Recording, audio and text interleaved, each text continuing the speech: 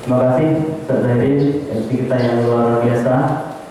Baik Ustaz yang dirahmati Allah. Assalamualaikum warahmatullahi wabarakatuh.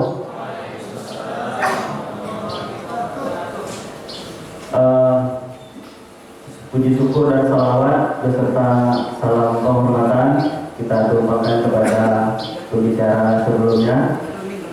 Baiklah Ustaz yang dirahmati Allah, pada momen peringatan Hari Guru ini kita mengadakan talk show yang mana pada kesempatan hari ini kita menghadirkan narasumber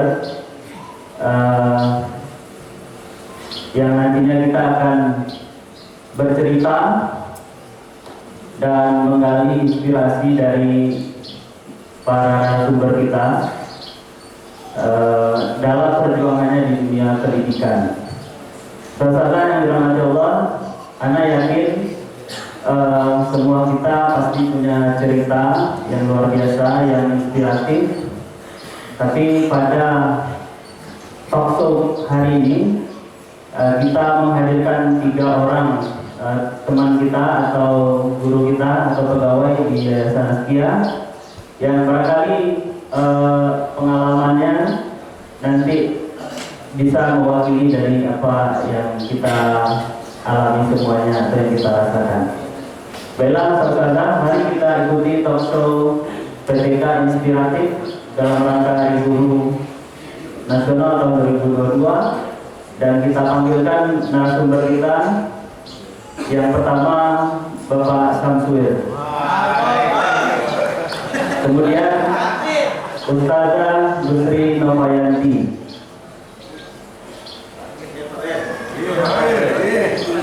dan yang ketiga Ibu Mudariswati.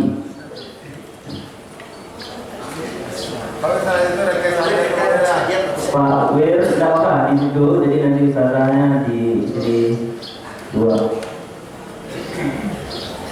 Ustazah Nova dan Bu Riz, silakan.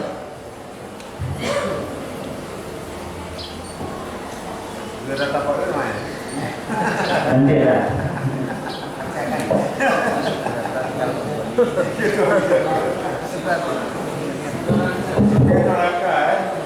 Itu Pak Wira, Masya Allah. Silakan Ustazah.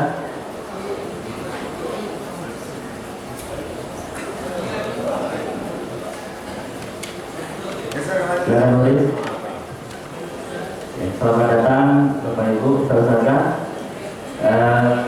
Baik hadirin yang dirahmati Allah, langsung saja Ana akan membacakan kurikulum vitae dari narasumber kita. Yang pertama Ustazah Pak Wir dulu ya.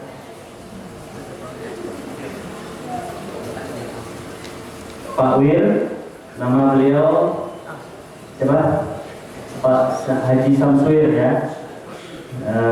Tempat tanggal lahir Padang Panjang 3 Februari 1969 ya. Kalau di Padang Panjang dulu wali kotanya Suir Sam. Kalau ini Pak Samsuir. Bolak-balik gitu aja ya. Kayaknya banyak orang Padang Panjang yang namanya sama ya. Baik, TMT di Asia 1992 ya, mungkin ada saudara yang baru lahir tahun 92 ya. Atau ada yang belum lahir ya. Nah, tapi Pak Wir udah bekerja ya, luar biasa ya. Kemudian riwayat pendidikan SD 77 sampai 84, SMP 85 sampai 87, SMA 87 sampai 90, dan kuliah tahun 98. Jadi Pak Wir ini aktivis 98 nih, saudara. Dia gara-gara saudara aktivis 98 nih. Kemudian tugas saat ini koordinator urusan sarana dan umum. Maka hidup menjadi pribadi yang berakhlak Qur'ani. Amin. Selanjutnya riwayat ya. Lanjut riwayat jabatan bisa dibaca saudara. Tahun 92 itu Pak Wir sebagai OB dan tukang masak. Wah, berbakat nih Pak Wir. Kemudian tahun 93 masih OB dan tukang masak ditambah kasir penerimaan, kenek jemput anak. Wah, merantau tugasnya. Kemudian tahun 94 masih sama, tapi ya nggak jadi kenek lagi, kasir, fotokopi dan sarana. Nah, jadi pernah juga di fotokopi. Ini seniornya Edriol ya Pak Wir. Harus meraja ke Pak Wir. Kemudian tahun 96 sampai 2003 kasir sarpras, kemudian keuangan sarpras perizinan tahun 2004 sampai 2010. Kemudian kasih sarpras dan perizinan 2011 sampai 2013. Kemudian kaur sarpras 2014 sampai 2017 dan 2018 sampai sekarang koordinator urusan sarpras dan perizinan. Jadi bertahannya di sarpras ya. Ya, ada satu huruf yang ingin saya sampaikan kalau membaca riwayat jabatan Pak Wir ini. Wow. Wow ya. Kemudian narasumber kita berikutnya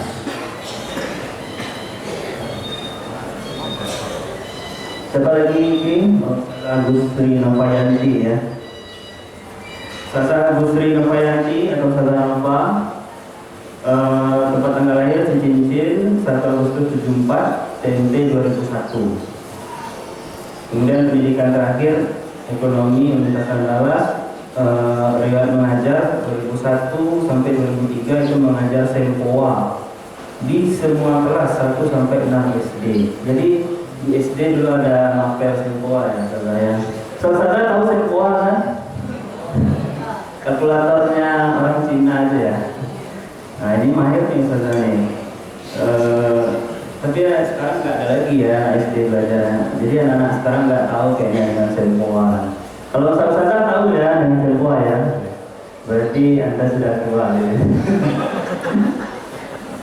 Kemudian tahun 2003 sampai 2004 mengajar kelas 2 di SD yaitu Mekah, belakang rumah keluarga Pak Irwan. Dan 2004 sampai 2010 mengajar di kelas 1. Wow. Ustazah Nova ini spesialis kelas 1 nih kayaknya nih. Mungkin bisa berbagi nanti Ustazah. Kemudian waktu hidup perbanyak alasan untuk bersyukur dalam kondisi apapun.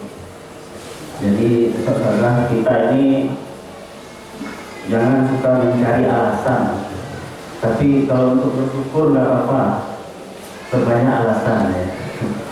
Baik, narasumber kita yang berikutnya Ibu Mudaris Wati Dainis MPD atau Bu Riz, tanggal lahir Padang 6 Desember 71, TNT Askia 7 Mei 97.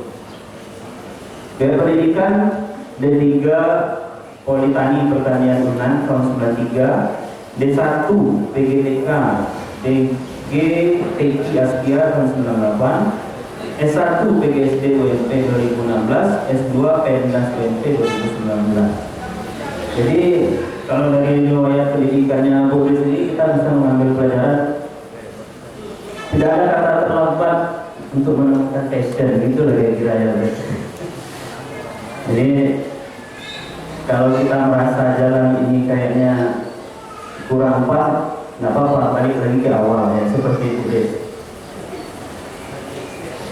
Kemudian riwayat mengajar, Bu Riz ini pernah mengajar di SD Negeri 61 Lakarang ya.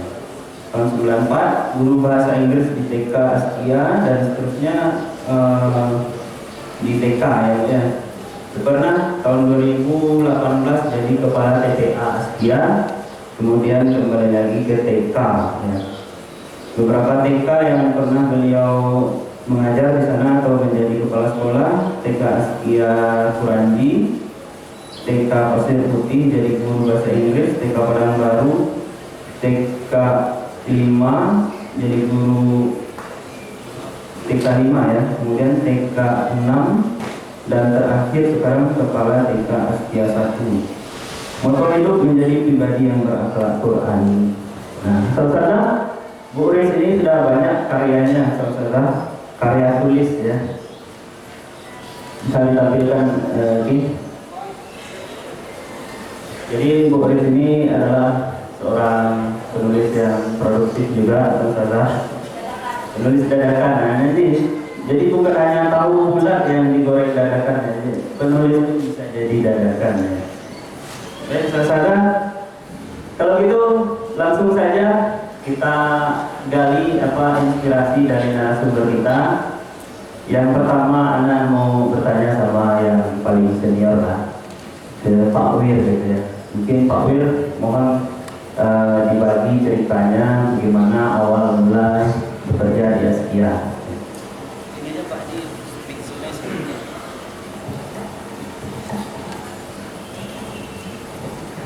Assalamualaikum warahmatullahi wabarakatuh.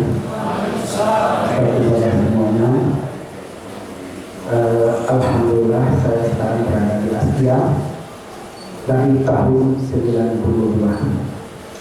Pada saat itu masuk di tanggal 11 bulan Agustus tahun 92.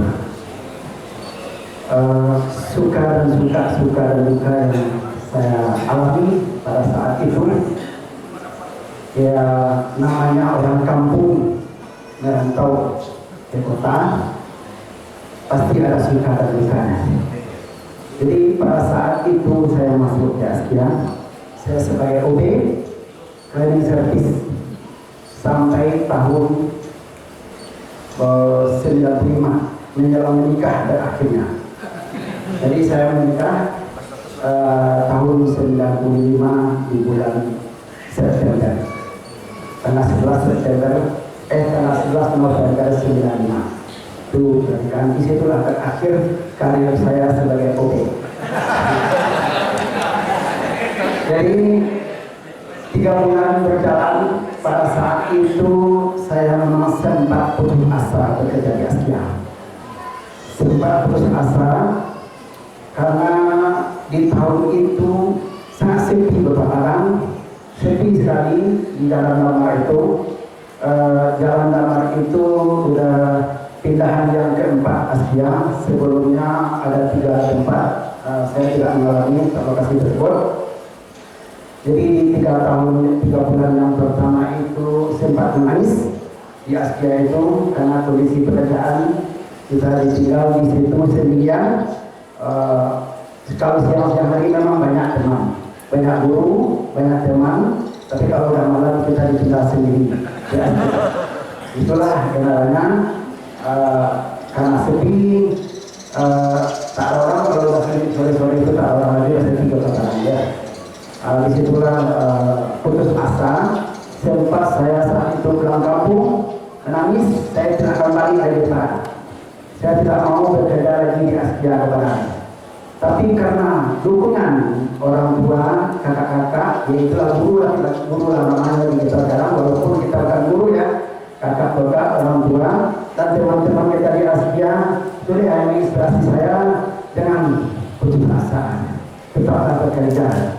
Ya, disitulah saya sempat bertahan lagi. Saya kembali ke Padang, ke Askia untuk bekerja lagi. Alhamdulillah sampai sekarang saya tetap bertahan sebagai karyawan Askia.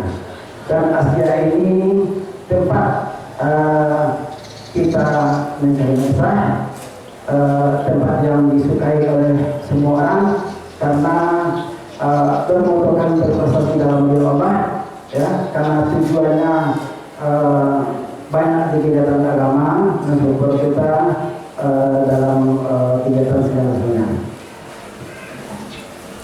Itulah sekilas suka dan duka selama masuk di Askia. Baik, luar biasa. Namanya tempat ragu juga, tempat nangis juga ya kalau malam-malam. Jadi kalau siang mungkin senyum-senyum ya, nangis senyumnya kan. Rupanya malam-malam nangis juga sendiri. Tapi itulah Pak Wir sempat pulang kampung juga, akhirnya disuruh balik lagi kepada sama keluarga. Dan alhamdulillah kemarin genap 3 dasawarsa ya Pak ya. Alhamdulillah ya, 3 dasawarsa. Baik, kita tanya juga ke narasumber yang lain. Barangkali Bu Riz yang nomor 2 paling lama ini dari yang hadir di depan ini. Mohon ceritanya juga Bu Riz, awal mula bekerja di Askia. Assalamualaikum warahmatullahi wabarakatuh.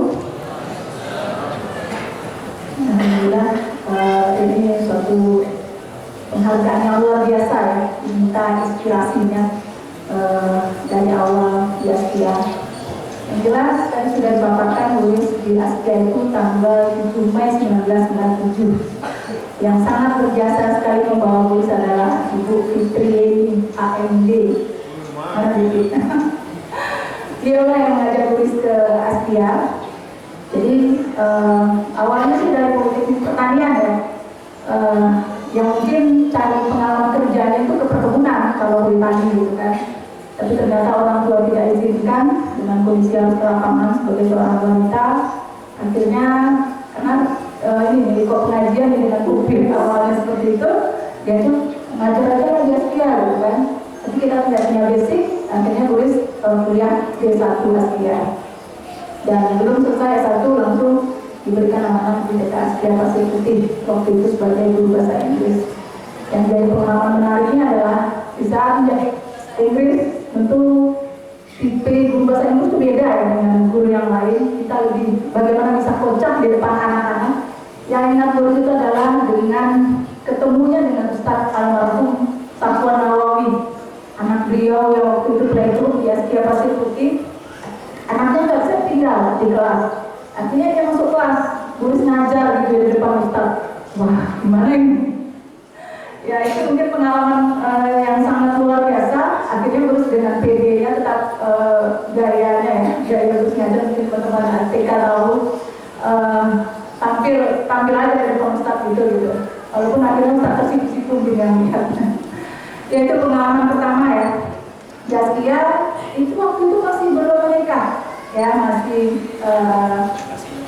jadi Pasir Putih akwat ya. Alhamdulillah 97 dan 98 baru minta bawir ketemu dengan Pak Ermon yang walaupun dia sama-sama Askia tapi kita tidak pernah ketemu. Itu luar biasanya ya, Askia ketemu Askia tapi tidak ketemu diketemukan oleh jalur lain. Ya itu mungkin pengalamannya yang akhirnya 1 tahun baru di Pasir Putih, karena mungkin kita juga pernah kuliah seperti itu ya, mungkin wawasannya beda dengan yang baru tamat. Dia menangkan dari kepala sekolah langsung di Kuranji 3 tahun atau 5 tahun, pergi lagi diamanahkan ke Parangbaru itu pas 10 tahun di sana, pindahkan lagi ke guru di Askia, guru senior di Askia Kuranji. Setelah itu jadi kepala TPA, dia jadi guru di PAU 1 tahun pas pandemi. Itu yang luar biasa sekali menjadi guru ya saat itu. Momen yang tepat sekali itulah tadi, penulis dadakan. Oh di Askia 6 gitu ya, di Askia 6. Jadi 9 bulan cuma baru sengaja di Askia TK PAU di Askia 5 ya. Terus sempat ya 9 bulan mengajar, setelah itu kan daring karena pandemi. Inilah pengalaman menarik bagaimana dekat dengan anak-anak, dari sangat rugi sekali bagi guru-guru yang tidak bisa dekat dengan anak-anaknya. Luar biasa, ada sesuatu yang mereka dapatkan dari kita itu hilangnya lama sekali. Insya Allah seperti itu. Sampai saat sekarang mereka mungkin sudah kelas 2 SD ya, masih ada grup WA-nya dengan Ustazah Arisnya seperti itu. Jadi kami masih berkomunikasi. Setelah itu di Askia 6 sebagai kepala sekolah hanya 1 tahun. 1 tahun langsung Askia 6-nya tutup. Ya, tutup kenapa? Bukan karena bisa berekspresi di sana, tapi karena memang kontraknya habis dan anaknya sedikit ya, karena pandemi juga, dan akhirnya pindah ke Askia 1 kembali. Itu mungkin titik pengalamannya, semoga bisa menginspirasi untuk kita semua. Baik, terima kasih Bu Riz. unik juga ya pengalamannya. Tahun ke-7 ya Bu Ris masuk ke Askia, dan ternyata suami Bu Ris juga kerja di Askia dulu ya. Bagaimana Bu? Oh Mas, Mas itu biasanya orang terkenal, tapi nggak pernah ketemu ya Bu Ris ya. Ya, jadi ibarat kata pepatah, asam di gunung, garam di laut, ketemunya di Askia juga. Ya. Baik, selanjutnya kita bisa juga cerita awal mula kerja di Askia dari Ustazah Nova kepada Ustazah Nova di Jelasan. Bismillahirrahmanirrahim. Assalamualaikum warahmatullahi wabarakatuh. Alhamdulillah sangat bahagia ya Bu ya. Sebelumnya minta maaf nih, mungkin kurang kondisinya, cuma karena panitia minta berbagi ya berbagi. Karena ada nggak punya apa-apa gitu kawan-kawan, ada nggak punya kayak Uri gitu. Ya banyak tidaknya gitu, cuma ada hanya menyampaikan berbagi saja. Ada awalnya masuk ke sini itu mendapat informasi dari murid bahwa di Padang itu ada sekolah Askia yang keren gitu. Ada merantau ke Payakumbuh, tamat kuliah, pernah mengajar semboan dari Payakumbuh dulu. Dapat informasi tentang Askia, jadi Askia itu benar-benar wow. Jadi anak sangat penasaran, anak ke Padang coba melamar gitu. Alhamdulillah diterima oleh Ustaz Makum. Dengan diperkenalkan di depan wali murid banyak waktu itu ingat disampaikan di situ. Nah bapak-bapak ibu mulai tahun depan anak kita akan belajar semua. Seperti itu dengan Ustazah Nova. Tapi beliau nggak dulu sebenarnya dari ekonomi. Jadi ada belajar pelan-pelan di sana. Ternyata memang dari belajar semua itu Allah kasih rasa kayaknya. Ternyata baru mengajar itu enak ya, sangat menyenangkan gitu. Dan sangat banyak pelajaran yang kita petik dari sana. Kadang tiba-tiba anaknya menceritakan sesuatu yang di luar dugaan kita gitu. Ustazah tadi mama begini, oh iya. Jadi yang tidak kita duga-duga itu tiba-tiba sampai ke telinga kita gitu. Bagaimana di rumahnya dia ceritakan ke kita. Jadi yang tadinya anak tidak pernah terpikir untuk jadi guru, jadi ditanya itu seorang jadi keuangan begitu maunya, kuliah di ekonomi, mau nanti kerjanya uang-uang gitu. Ternyata Allah belokkan ke sini mengajar di Askia dan suasana sangat menyenangkan. Alhamdulillah sampai hari ini sangat menikmati. Ya itu saja. Lebih menikmati daripada itu. Oh sangat menikmati dari momen uang. Pernah juga anak sekali waktu menggantikan Pak Saiful di saat menjadi ketua gitu kan. Waktu itu masih ada Pak Masih di sini. Anak ditunjuk menggantikan Pak Saiful karena keluar negeri. Anak coba di sana setahunan ada. Cuman mungkin anak ada PKSO di mengajar. Dipindahkan anak ke komputer yang menerima uang gitu. Akhirnya ketika ketemu Pak Moklasena membana, Ustaz anak membana, anak nggak mau lagi di sini. Anak mau ke kelas saja lagi. Ya bisa setahun ini dulu kan. Akhirnya alhamdulillah bisa di kelas lagi. Seperti itu Ustaz dan kawan-kawan. Luar biasa ya. Baik Ustazah, itu cerita awal dari teman-teman kita, guru-guru kita, bagaimana cerita awalnya di Askia ya. Nah, Ana mau balik lagi ke Pak Wir nih. Pak Wir ini kan bisa dikatakan orang lama gitu ya, produk lama gitu kan. Pak Wir ini juga ketua Rangga Askia ya, Saudara yang penasaran Rangga itu apa, nanti bisa tanya sama Pak Wir. Yang berminat daftar juga boleh gitu ya. Tanya syarat-syaratnya apa ya. Jadi Pak Wir, kalau dari data tadi SD-nya tahun 77 ya Pak Wir ya. Jadi mungkin gurunya pun juga guru produk lama kali ya. Ya mungkin dari kalau kata orang guru-guru lama itu lebih berkesan ya gitu. Mungkin ada kesan yang bisa Pak Wir bagi dari mungkin salah satu aja dari guru selama Pak Wir bersekolah gitu.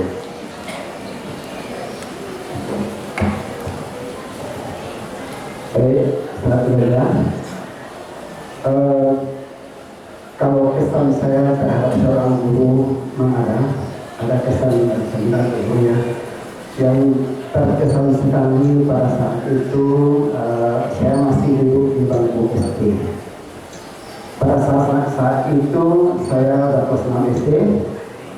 dan guru kelas yang berkesan bagi saya itu guru kelas 6, kelas 5. Itu namanya pada saat itu Ibu Ar. Mungkin tidak ada yang bernama itu di sini guru kita. Bu Ar namanya. Jadi Ibu Ar ini orang yang benar-benar santun, benar-benar menyayangi ibu tulus kepada anak-anaknya. Tidak pemarah, walaupun pada saat masa-masa kita sekolah dulu itu musim-musim namanya karakter guru kita mengajar itu memang sifatnya suka marah, tapi marah itu tujuannya untuk kebaikan bagi anak-anak ya. Kalau tidak ada marah guru-guru tersebut mungkin kita tidak bisa seperti ini. Tapi sekarang marah kepada anak itu tidak bolehkan. Tapi saat itu, di saat kita sekolah itu marah itu sudah biasa. Bahkan kita dimarahi, dilempar dengan papan, dengan roll, dengan apa itu sudah biasa. Sudah biasa kita hadapi di sekolah. Tapi karena itu yang mengantar kita itu karena kasih sayangnya kepada kita supaya kita menjadi anak yang maju di masa depannya kita. Pada saat itu guru tersebut ya di tahun saya kelas 6 SD tersebut maklumlah kalau di kampung sekolah SD di kampung pada saat itu pada umumnya ada pentas panggungnya, ada panggung. Dan sekolah saya itu di SD pada itu sudah sekolah lama, ada panggung dan dirobohkan sekolah pada saat itu.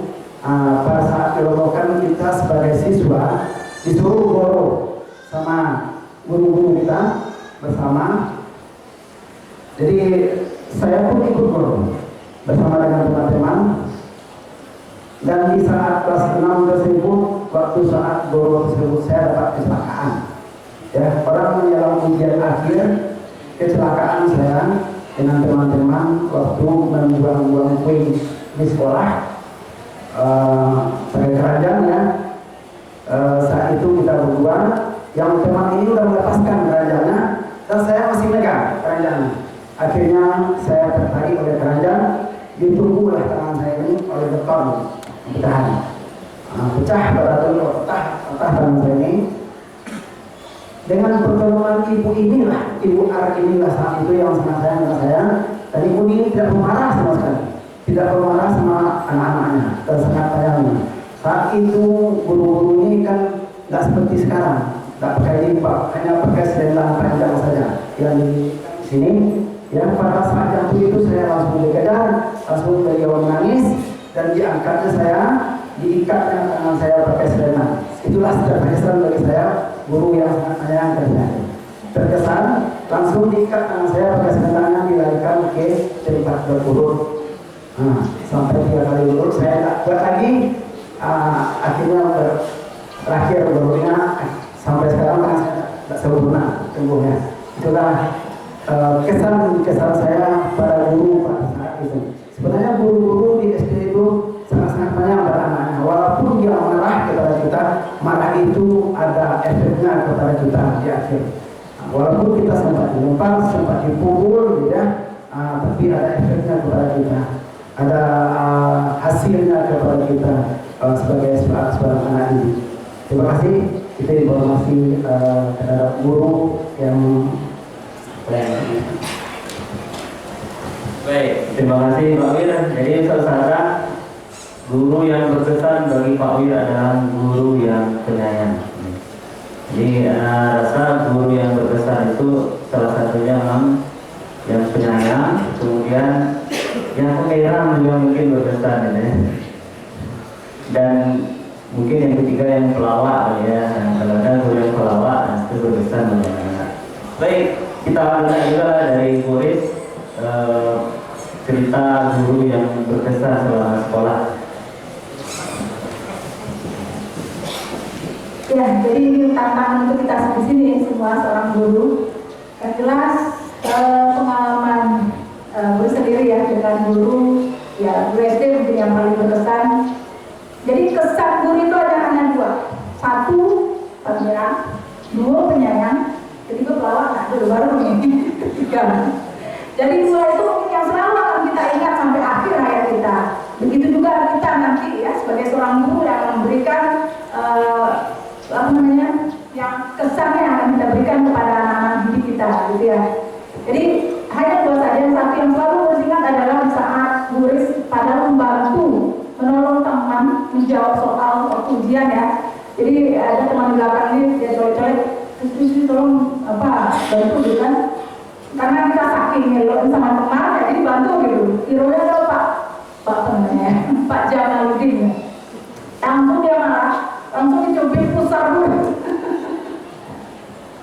Iya, setelah terkejut kan, ya kenapa dibantu temannya gitu kan? Langsung di itu yang sangat berkesan sekali, baru sekali ini, ya pusar, maaf ya, pusar dicubit gitu. Oke, saya belum pakai juga. Ya seperti itu yang sangat berkesan sekali. Jadi memang salah kita ya memberikan jawaban ke teman, padahal kita merasa sangat menjadi berjasa sekali kan membantu teman gitu. Padahal itu tidak baik ya, dan bisa juga kita adakan kepada anak-anak didik kita. Itu yang berkesan yang pembicaraan tadi gitu. Yang kedua, kalau sangat baik itu yang bertemu adalah guru dosen ya. Terus dulunya masuk Askia ini AMD sampai ke MPD ya di Askia, walaupun mungkin Askia yang terbayarkan. Tapi insya Allah di Askia justru berkembang, menambah wawasan, berpacu untuk menambah pendidikan seperti itu. Jadi yang sangat berkesan sekali untuk guru yang baik itu adalah dosen. Dulu waktu D1 PGTK, guru dosennya Pak Mujiran, Profesor Mujiran. Ya beliau sangat baik sekali. Sampai S2 juga beliau yang ngajar ya tentang psikologi juga. Masih ada kenangan manis yang beliau sampaikan waktu itu di akhir tesis tulis ya. Pokoknya jalani saja, sabar dengan dosen-dosen yang lain. Nah, itu yang selalu bersinar. Jadi 2 periode ya, 2 kali kuliah dengan beliau itu yang pesannya sangat luar biasa. Jadi bagi ibu-ibu dosen atau bapak dosen yang ada di sini, jadilah kita sebagai dosen yang sangat menjadi panutan bagi mahasiswa kita. Jangan lihatkan kegiatan kita atau keangkuhan kita ya dalam memberikan pelayanan, akhirnya kecil dan seterusnya seperti itu. Karena nanti ujung-ujungnya pas kita sudah tiada, mungkin doa-doa mereka lah yang nanti akan membawa kita kepada kebaikan. Terima kasih Bu Ris. Selanjutnya kita minta juga dari Ustazah Nova. Silakan Ustazah. Kalau anak guru yang berkesan itu ya sama juga kayak guru SD juga ya. Guru SD itu memang luar biasa berkesannya. Ada juga nih yang positif dan negatif. Jadi kalau juga untuk kita yang sebagai guru, ini bisa kita ambil berbeda gitu ya. Kalau guru yang benar-benar penyayang ini super lembut. Beliau juga bisa sepertinya ketika selama kita di sekolah, kelembutan beliau itu kayaknya bisa menggantikan orang tua kita rasanya gitu. Seperti itu. Jadi sampai sekarang pun kalau anak sempat merasakan mampir di rumah beliau, kebetulan di kampung. Dan itu juga anak-anak di kelas, kalau di kelas ini orang tuanya ustazah gitu. Jadi biar mereka merasa nyaman. Ustazah itu ada orang tuanya gitu. Masuk baru mamanya. Itu bisa kita ambil di untuk kita teman-teman rekan guru ya. Biar anak merasa nyaman dengan kita. Yang satu lagi yang berkesan itu guru yang pernah mencekek gitu, kawan-kawan. Jadi jangan pernah keras gitu ya. Ibu-ibu, enggak menekek, gitu. Menekek gitu, menekek gitu. Waktu itu anak memang lama pahamnya konsep perkalian ke bawah. Ibu ini mungkin ngalamin gitu kan, ngerti juga. Gitu, anak sampai sekarang hilang-hilang itu ada di tekek sama ibu itu gitu. Tapi enggak ada itu. Jadi pelajaran untuk kita kawan-kawan guru ya berpegang anaknya dengan anak kita sendiri gitu ya, dengan sayang, dengan cinta seperti itu. Insyaallah kita akan memberikan kesan yang baik. Baik, terima kasih Ustazah Nova, Bu Ris dan Pak Wir. Ya, mudah-mudahan dari keteladanan guru-guru beliau semasa sekolah dulu bisa kita ambil juga pelajarannya sehingga kita menjadi guru yang berkesan ya sepanjang hidup anak-anak murid kita. Baik, saudara, sebenarnya banyak hal yang masih ingin kita gali dari 3 orang PTK inspiratif pada kesempatan kali ini, tapi karena keterbatasan waktu kita cukupkan ya talkshow kita. Tapi sebelum kita akhiri, kita minta masing-masing dari Pak Wir, Bapak dan Bu Is pesan untuk kami ini, kami yang muda, yang merasa muda gitu ya, untuk PTK semuanya lah ya, untuk pendidik dan tenaga pendidikan semuanya. Dimulai dari Pak Wir sekarang.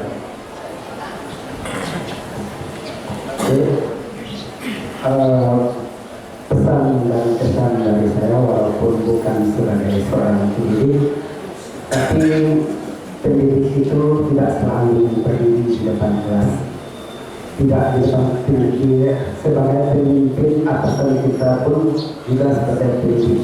Yang penting orang itu telah memberikan pencerahan yang baik kepada kita, itu merupakan nilai pendidik. Ya. Seorang pendidik itu memang dituntut untuk selalu menyayangi anak didiknya, selalu memberikan kasih sayang dan perhatian kepada anaknya. Karena seorang pendidik itu menjadi panutan atau sebagai pengganti orang tua kedua, bisa disamakan sebagai orang kedua bagi beliau setelah di rumah. Yang pertama orang tuanya di rumah, yang kedua orang tuanya di sekolah. Itulah sebagai orang tua yang kedua, guru itu bagi anak didik. Dan pesan kemudian karena guru itu telah berjasa kepada anak-anak ini, dan jasa-jasa mereka itu, jasa-jasa guru itu tidak akan pernah terlupakan sama anak didiknya. Namanya pun terukir. Kalau seandainya guru tersebut itu pernah berbuat baik, telah memberikan kesan baik, telah memberikan pelayanan baik kepada anak-anaknya, namanya pun selalu teringat sama anak-anaknya. Makanya jadilah guru yang baik, guru yang memberikan inspiratif kepada anak-anak kita, guru yang selalu memberikan support, memberikan support untuk kepada anak kita supaya anak-anak kita menjadi anak yang maju, yang cerdas dan berguna bagi nusa dan bangsa. Hidup guru dan hidup guru. Terima kasih. Terima kasih Pak Wir. Selanjutnya kita mintakan dari Bu Is, silakan. Pesan ya, pesan untuk ustazah kita semua ada dua. Pertama, ini juga saya sampaikan ke guru di SK1 ya, tentang mindset ya. Coba ubah mindset kita. Yang jelas mungkin terinspirasi cerita antara rusa dan kejam, kayak rusa dan singa ya. Jadi mungkin kita nggak tahu, ternyata yang lebih kencang larinya itu setelah diukur atau dipacu antara singa dengan rusa, itu lebih kencang sebenarnya rusa ya, 90 km per jam untuk rusa. Singa itu hanya 60 km per jam. Tapi kenapa di saat singa mau menerkam rusa, selalu rusa terkalahkan? Itu kan ya. Jadi selama ini rusa itu sangat takut ya dengan kekuatannya si singa, dengan garangnya mata singa. Itu pas dikejar ya rusa oleh singa. Cuman karena dari awalnya takut kena terkam, singa itu selalu takut belakang. Dia lari tapi dia terus belakang, melihat mata singa, melihat gerakan tegaknya singa, akhirnya dia lemah energinya. Ada energi negatif yang muncul oleh rusa sehingga akhirnya rusa terterkam juga oleh singa. Padahal sebenarnya kalau dari ukur kekencangannya lebih kencang rusa dari singa. Jadi mindset, ya mindset, pola pikir kita harus kita ubah. Jangan ada istilah kita sudah tidak mau bisa berbuat dulu sebelum melakukan atau sebelum melakukan usaha. Ya, yang mungkin terserah ya dengan 11 buku yang antologi yang sudah berbuat ini sebenarnya tidak ada ilmu apa-apa gitu. Tapi karena semangat ya, semangat dorongan komunitas yang ada sehingga juga muncul keluar ide-ide itu sebenarnya inspiratif. Cerita pengalaman pribadi yang masukkan ke dalam buku itu boleh nanti dibaca. Ya itu ada karena saya bisa seperti itu ya. Jadi mental kita sangat berpengaruh sekali kepada cara kerja kita. Jadi Ya, kalau mental si rusak, mental pecundang, kita mau yang mana? Mau mental menang atau mental pecundang? Itu yang pertama. Yang kedua, mutu diri. Ya, mutu diri kita sebagai seorang guru yang jelas. Ibaratnya kalau seorang Pak Amir kan ini ahli bangunan nih, beliau akan memilih kaca itu yang tipis atau yang tebal untuk membangun sebuah gedung. Kalau seorang arsitek dan tawir, tentu yang milih kaca yang tebal kan, supaya tidak terjadi cepat pasangan lain atau gempa dan sebagainya tidak retak. Tapi kalau seorang aktor laga, ya aktor laga itu akan memilih kaca di gedung film yang akan porak-poranda nanti itu adalah kaca tipis, yang mudah dipecahkan. Itu kalau bagi sutradara ya, sutradara aktor laga gitu. Itu bedanya dengan mutu kita. Jadi mungkin di situ ya mungkin kita sekarang posisinya adalah sebagai seorang pendidik. Tentu mutu diri kita itu akan mencerminkan bagaimana kita mensikapi kondisi lingkungan yang ada. Kalau kita berhadapan dengan orang tua yang garang, tentu kita harus profesional juga menghadapinya dengan ketenangan, gitu. Atau mungkin mengatasi anak, ada cara-cara tersendiri yang baik kita lakukan. Ya itu dua ya yang harus sampaikan ke ustazah semua, semoga juga administrasi bertulis. Jangan pernah menyerah, teruslah bermimpi, teruslah berkarya. Jangan pernah berhenti, teruslah menyatakan kenapa, ya. Jangan pernah menyerah, teruslah bermimpi, teruslah berkarya. Yang jelas, percayalah atas kekuatan idemu, imajinasimu, dan kerja kerasmu untuk mengubah dunia pendidikan di Asia yang lebih baik. Allahu Akbar. Itu mungkin yang bisa saya sampaikan. Wassalamualaikum warahmatullahi wabarakatuh. Terima kasih Bu. Selanjutnya kita minta pesan dari Ustaz Nova. Pesan untuk kawan-kawan dulu di hari istimewa ini ya. Anda ini mungkin sudah dilaksanakan, mungkin sudah sering juga didengar mungkin. Terutama untuk yang akhir-akhir zaman gitu ya. Kita sama-sama tahu berapa angka-angka kita itu yang sampai kemana. Jadi jangan pikirkan rezeki gitu. Kalau kita punya harapan, kalau kita punya suatu rencana, insya Allah akan memudahkan gitu. Kalau kita terkendala di situ. Yang penting, ayo kita tekuni, kita fokus di passion kita. Kalau kita seorang guru, ya udah kita nikmati, kita cintai profesi kita jadikan diri kita sebagai guru, benar-benar guru gitu ya. Kita pantaskan gitu kawan-kawan, kita pantaskan diri kita untuk benar-benar menjadi seorang guru yang bisa ditiru oleh anak-anak kita. Insya Allah urusan dunia, percayalah Allah akan selesaikan semuanya. Yang tidak kita minta pun akan Allah selesaikan insya Allah. Sekian saja, mohon maaf. Assalamualaikum warahmatullahi wabarakatuh. Ya, luar biasa sekali ya Ustazah. Pesan-pesan pelajaran yang disampaikan oleh narasumber kita, dan dapat kita ambil manfaatnya. Akhirnya ya kita sampai di ujung talk show kita pada pagi hari ini. Saya mohon maaf atas segala kekurangan. Terima kasih kepada narasumber kita, Pak Wir, Ustaz Nova, Uris. Semoga kita semua dapat terus sesuai dengan tema Hari Guru, terus berinovasi mendidik generasi robbani. Terakhir sebelum kita tutup talk show ini, kita akan berikan cendera mata untuk masing-masing narasumber. Minta tolong Rafli diberikan oleh ketua yayasan.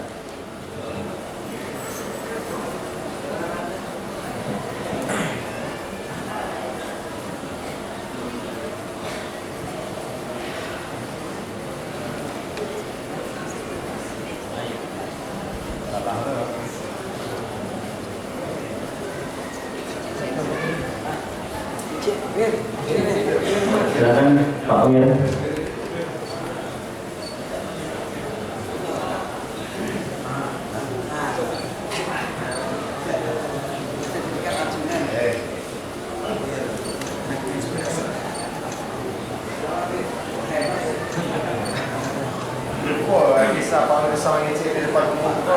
Selanjutnya kata apa?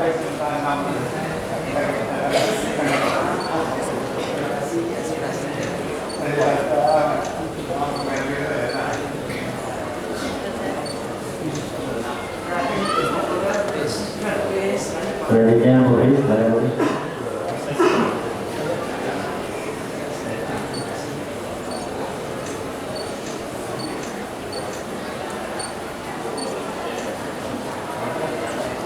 Baik, terima kasih Pak Datuk. Baiklah saudara, demikianlah klausul kita pada pagi hari ini.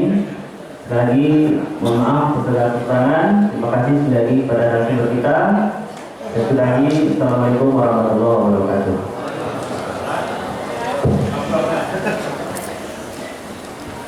Alhamdulillah, puji dan syukur kehadirat Allah Subhanahu wa taala atas segala karunia yang Allah limpahkan, atas segala rezeki yang telah kita pergunakan, dan atas segala kenikmatan hidup yang kita rasakan. Mudah-mudahan langkah-langkah kaki kita untuk kebaikan tetap dihitung oleh Allah Subhanahu wa taala sebagai kebaikan.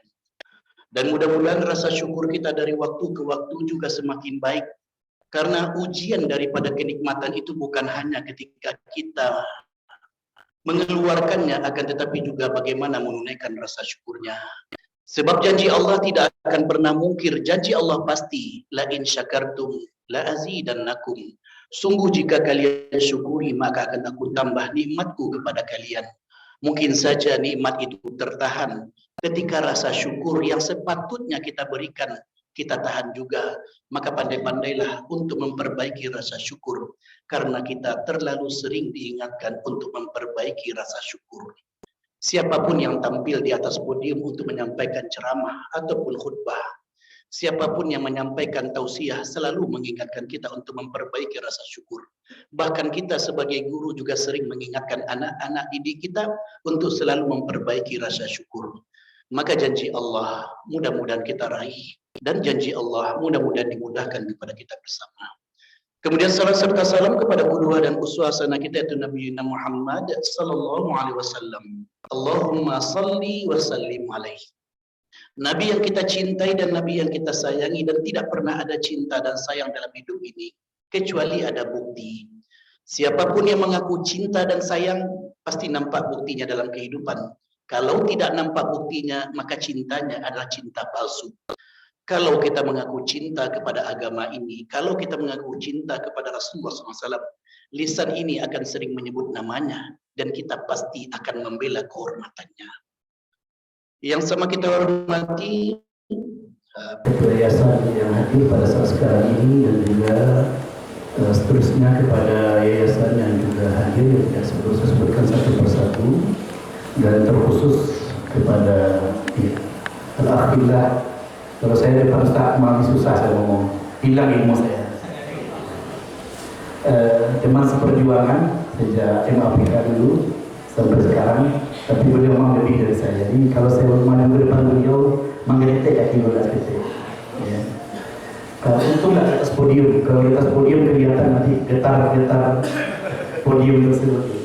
Alhamdulillah, tadi saya kalau seandainya di ruangan terbuka auditorium, pasti di atas podium, maka akan nampak getar-getarnya. Tapi karena duduk tidak terlalu nampak, insyaallah. Tapi ada juga baiknya. Kalau salah saya ada yang menunjukkan saya nanti, insyaallah. Baik, ikhwatillahi rahimahullah, guru yang dirahmati Allah. Satu kebanggaan kita berada pada soft ini. Soft di mana ketika kita bekerja pada saat yang bersamaan kita menggunakan pahala. Pada kesempatan ini saya tidak secara khusus membahas tentang guru, ya, dan juga tidak terus membahas tentang ayah, walaupun banyak hari ayah, hari ibu, hari apa, ya. Mungkin saya khusus dengan poin yang mungkin kita bisa cermati bersama. Hadirin hadirat yang dirahmati Allah, kita sering menyebutkan tentang Muhammad Al-Fatih. Muhammad Al-Fatih seorang pemimpin luar biasa. Pada umur 20-an beliau telah membuktikan beliau layak untuk menjadi seorang panutan. Beliau layak dengan prestasi yang luar biasa, prestasi yang diakui oleh Nabi Muhammad SAW jauh sebelum beliau lahir. Prestasi yang dikatakan dalam hadisnya la tuftahanna al-Qustantiniya fa ni'mal amiru amiruha wa ni'mal jaysu zalikal jaysh. Sungguh akan dibuka Konstantinopel. Maka sebaik-baik pemimpin adalah pemimpin pada waktu itu, dan sebaik-baik tentara adalah tentara itu. Sehingga sejak zaman sahabat sudah berupaya sahabat untuk menaklukkan Konstantinopel. Bahkan Abu Ayyub Al-Ansari dimakamkan di sana. Kuburan beliau di sana. Artinya apa? Semua sahabat ingin merealisasikan apa yang diberikan kabar gembira oleh Rasulullah SAW. Kalaulah kita ikut pada waktu Konstantinopel itu ditaklukkan, mau sebagai pemimpin ataupun sebagai tentara, jaminan Rasulullah SAW adalah fani'mal jayshu dzalikal jaysh, fani'mal amiru amiruha wa ni'mal jaysu dzalikal jaysh. Sebaik-baik pemimpin adalah pemimpin pada waktu itu, dan sebaik tentara adalah tentara itu. Jaminan luar biasa. Oleh karenanya kalau seandainya ada yang menggugat Muhammad Al-Fatih, maka cukuplah sampaikan hadis ini kepadanya. Tapi kadang-kadang kita lupa. Kita sering membicarakan tentang prestasi, tapi kita lupa bahwasanya untuk mencapai hal tersebut ada persiapan yang luar biasa yang disiapkan oleh seorang Muhammad Al-Fatih. Kita sering membicarakan tentang sesuatu yang mulia, tapi kita lupa bahwasanya untuk mencapai kemuliaan tersebut ada yang perlu disiapkan. Kadang-kadang kita membicarakan tentang hasil, tapi kita lupa dengan proses. Oleh karenanya siapapun kita mesti punya cita-cita tinggi. Jangan pernah biarkan hidup kita tanpa ada cita-cita tinggi. Sebab kenapa? Karena begitulah Rasulullah SAW mengajarkan kepada kita, idza sa'altallaha fas'alillah jannatal firdaus. Kalau engkau minta kepada Allah surga, mintalah surga yang paling tinggi. Itu surga al-firdaus. Kalau dengan kemampuan kita yang sekarang ini, apakah mungkin kita akan mencapai surga yang paling tinggi? Jujur, berat. Kalaulah kita sebut mustahil. Akan tetapi begitulah Rasulullah mengajarkan kepada kita, kalau ingin surga, mintalah surga yang paling tinggi. Kita kembali ke cerita tadi. Muhammad Al-Fatih, kelebihannya di antara yang sampai kepada kita adalah sejak zaman akil baliknya, beliau gak pernah meninggalkan sholat malam walaupun hanya satu malam.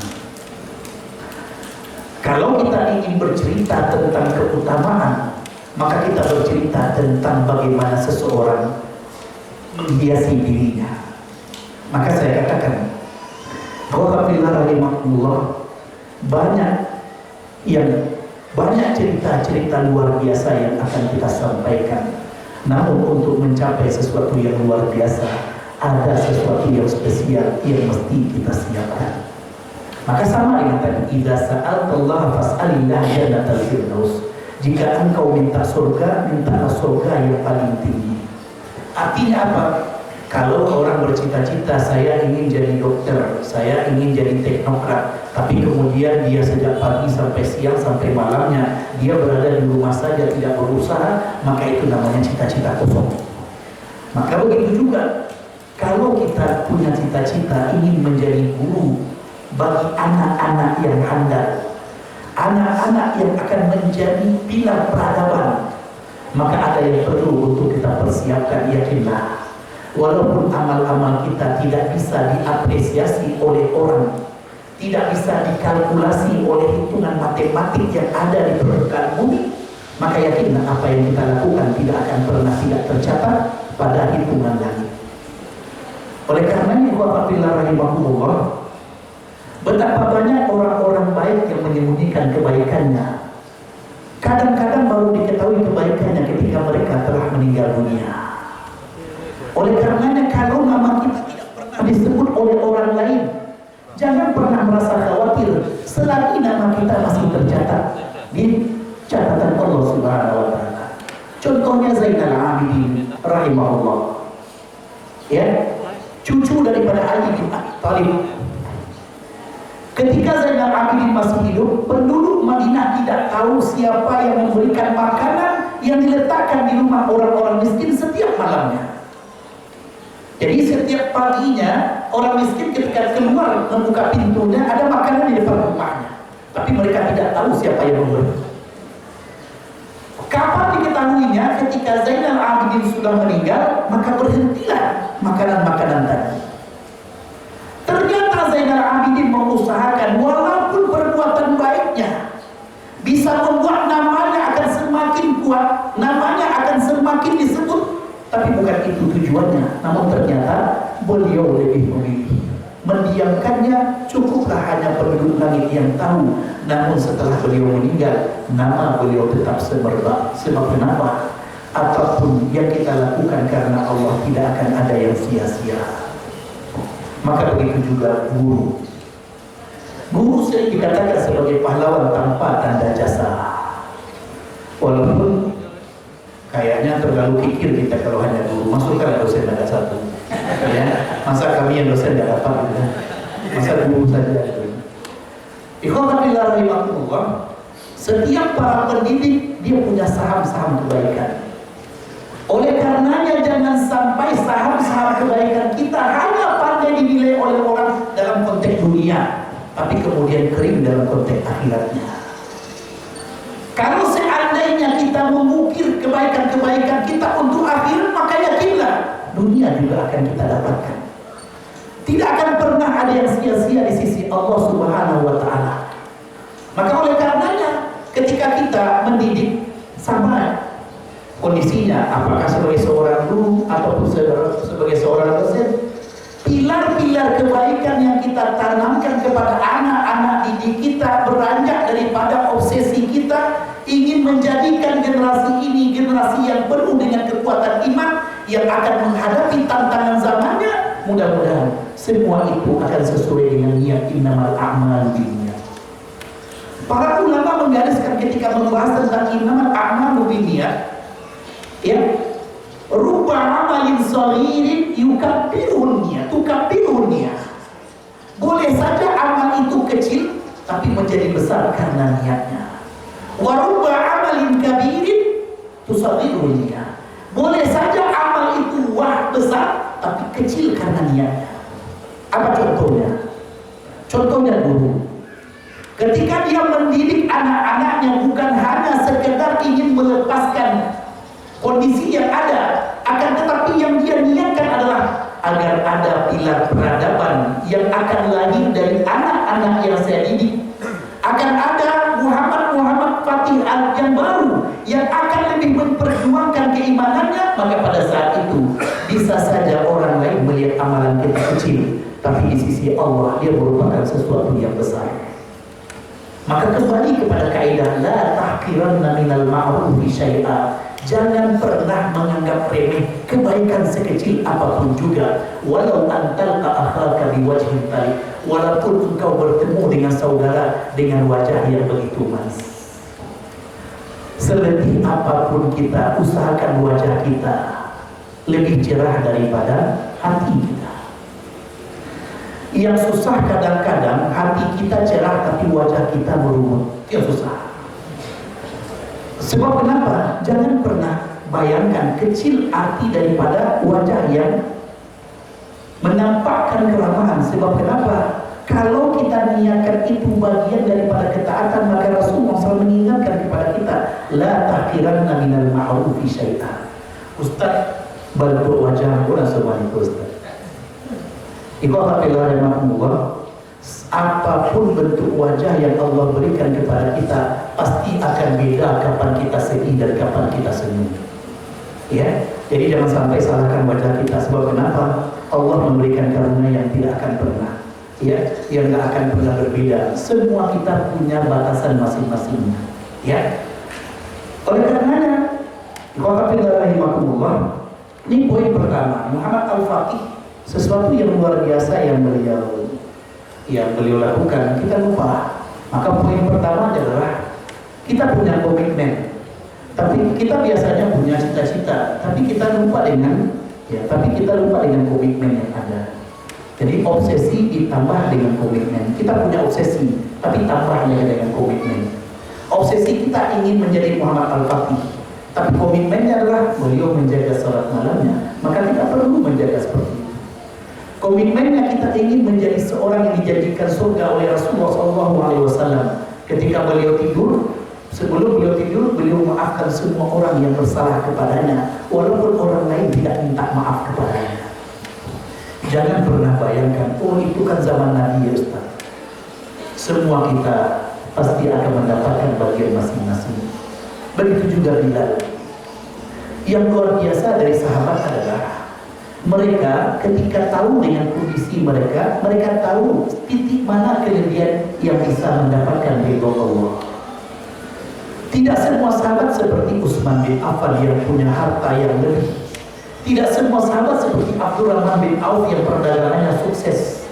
Akan tetapi ada yang seperti Bilal yang dulu untuk memerdekakan dirinya perlu bantuan Abu Bakar As-Siddiq radhiyallahu anhu.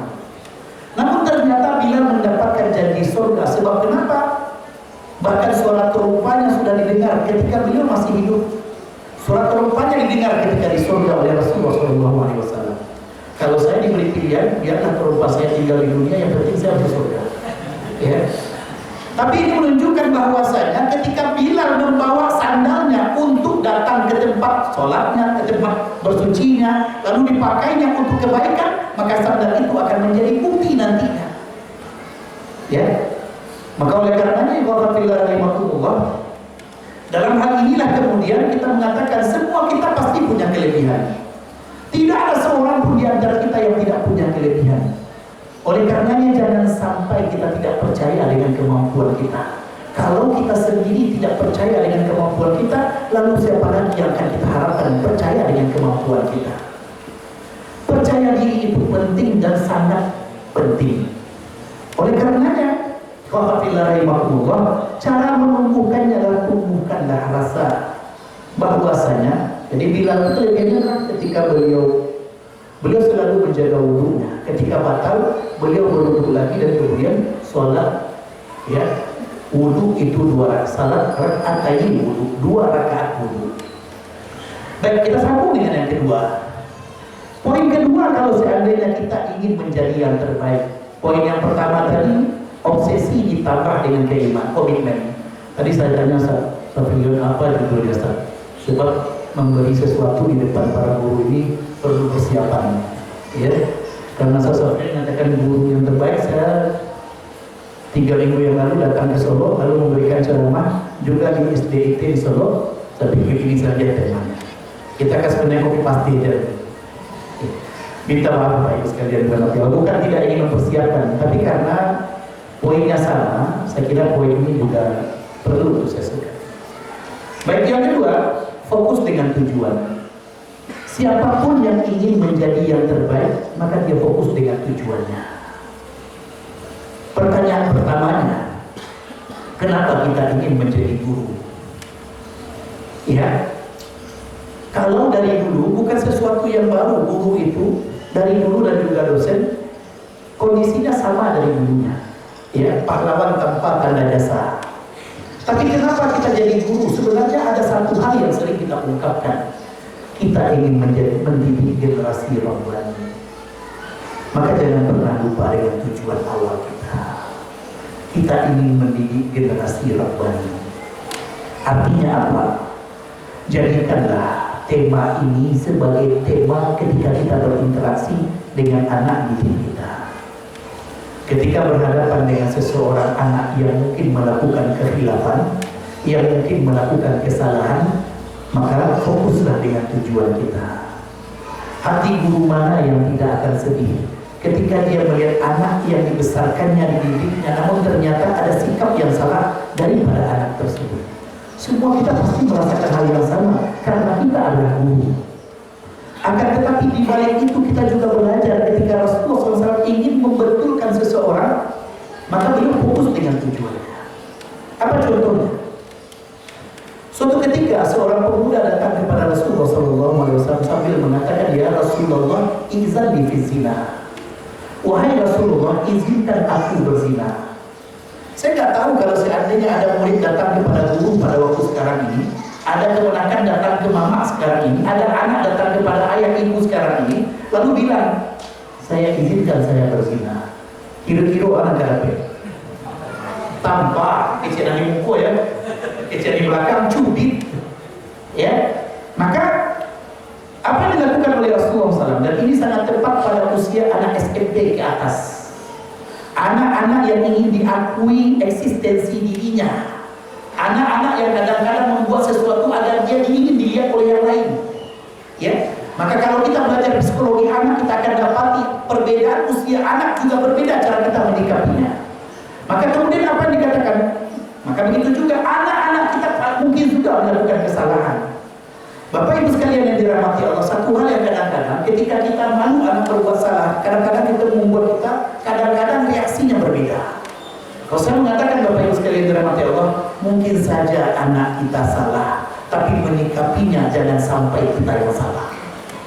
Kalau kita salah menyikapi salah anak, maka dampaknya mungkin buruk kepada anak dan bahkan mungkin juga kepada kita, baik anak kandung kita ataupun anak didik kita. Sebab kenapa? Mungkin saja lingkungan akan membuat anak kemudian berubah, tapi cara kita menyikapi kesalahan anak mesti kita tetapkan. Apa kata Rasulullah SAW? Apakah engkau mempunyai seorang ibu? Ada ya Rasulullah. Apakah engkau ingin ibumu dizinai oleh orang lain? Tidak ya Rasulullah. Kalau ada yang melakukannya, aku bunuh dia. Apakah engkau mempunyai seorang adik perempuan? Ada ya Rasulullah. Apakah engkau ingin adikmu dizinai oleh orang lain? Tidak ya Rasulullah. Kalau ada yang melakukannya, aku bunuh dia. Apakah engkau mempunyai bibi? Karena yang terdekat dari kita biasanya ibu, adik, kakak, kemudian bibi. Apakah engkau mempunyai seorang bibi? Ada ya Rasulullah. Apakah engkau ingin bibimu dizinai oleh orang lain? Tidak ya Rasulullah. Kalau ada yang melakukannya, aku bunuh dia. Maka apa kata Rasulullah SAW? Sebagaimana engkau tidak ingin keluargamu diperlakukan seperti itu, maka orang lain juga tidak ingin keluarga mereka engkau perlakukan seperti itu. Hadis ini terdapat dalam Musnad Imam Ahmad dan dikatakan sahih oleh para ulama. Maka kemudian duduklah konsepnya. Kenapa bukan tidak tahu dia dengan ayat Al-Quran yang melarang zina, tapi kadang-kadang anak itu mesti tahu kenapa dia dilarang supaya dia mudah untuk mengikutinya. Kadang-kadang ini yang tidak tersampaikan oleh kita. Kadang-kadang marah lebih dahulu kepada anak ketika anak berbuat salah, padahal dampaknya kepada anak mungkin besar pada waktu itu.